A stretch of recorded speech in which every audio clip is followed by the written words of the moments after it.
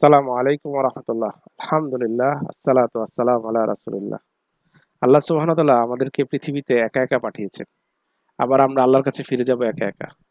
এবং হাসরের মাঠে আল্লাহ সুবহানাহু ওয়া তাআলার কাছে আমার একা একা জবাবদিহিতা করতে হবে। আমি এই দুনিয়াতে কি দায়িত্ব পালন করেছি। কিন্তু মজার বিষয় দেখেন, আমি এসেছি একা, যাব একা। কিন্তু আল্লাহ পাঠিয়েছেন আমাদেরকে এই পৃথিবীতে, আমার পরিবারে, সমাজে, রাষ্ট্রে এবং এই পৃথিবীর উম্মার কাছে। এবং এখানে আল্লাহ সুবহানাহু ওয়া তাআলা যে ইবাদতগুলো আমার জন্য ফরজ করেছেন, তা দেখা যায় সামগ্রিকভাবে আমাদেরকে পালন করতে হয়।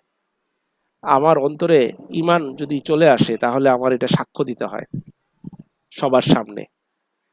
একজন বিধর্মী অমুসলিম যদি ইসলামে প্রবেশ করে, তাকে তার পরিবার বা সমাজের সামনে সাক্ষী দিতে হয় যে হ্যাঁ, সে আল্লাহকে বিশ্বাস করে, আল্লাহর উপর ঈমান এনেছে। তাকে মুখে স্বীকৃতি দিতে হয় এবং তার কাজের মাধ্যমে প্রমাণ করতে হয় যে সে ঈমানদার। একজন লোক ঈমান আনার পরে তার প্রথম দায়িত্ব হচ্ছে নামাজ কায়েম করা। তাকে নামাজ পড়তে হবে মসজিদে গিয়ে। পুরুষ মানুষের জন্য মসজিদে সলাত আদায় করা ওয়াজিব। একজন লোক হজে যাবে, তাকে হজ পালন করতে হলে অনেকগুলো ব্যবস্থাপনার মধ্যে দিয়ে যেতে হয়। হজ কবে হবে? চাঁদ দেখার উপর নির্ভরশীল। তাহলে এটা ঘোষণা হবে, রাষ্ট্রীয়ভাবে তা দেখা হবে, দেখে বলবে ওই তারিখ হচ্ছে আরাফার দিন। আরাফার দিনে আরাফার ময়দানে উপস্থিত থাকাটাই হচ্ছে বড় হজের একটা বড় কাজ। একটা লোক জাকাত আদায় করবে, তাকে জাকাত আদায় করতে হবে।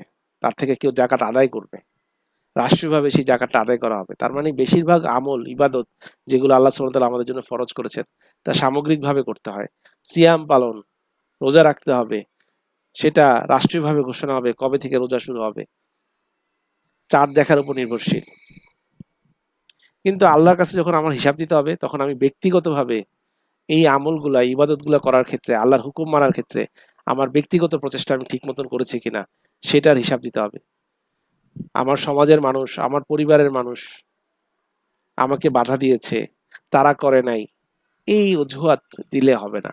আল্লাহ দেখতে চাবেন তোমার যে সামর্থ্য ছিল, তোমাকে যে জ্ঞান বুদ্ধি দেয়া হয়েছিল, তার আলোকে তুমি কি আমল করেছো, তার উপরেই আমার হিসাব নিকাশ। আমরা সবাই কি প্রস্তুত আছি? আমরা কি আল্লাহর ইবাদত সমূহ, আমারকে আল্লাহ যা জানিয়েছেন সেই অনুযায়ী আমি করতেছি?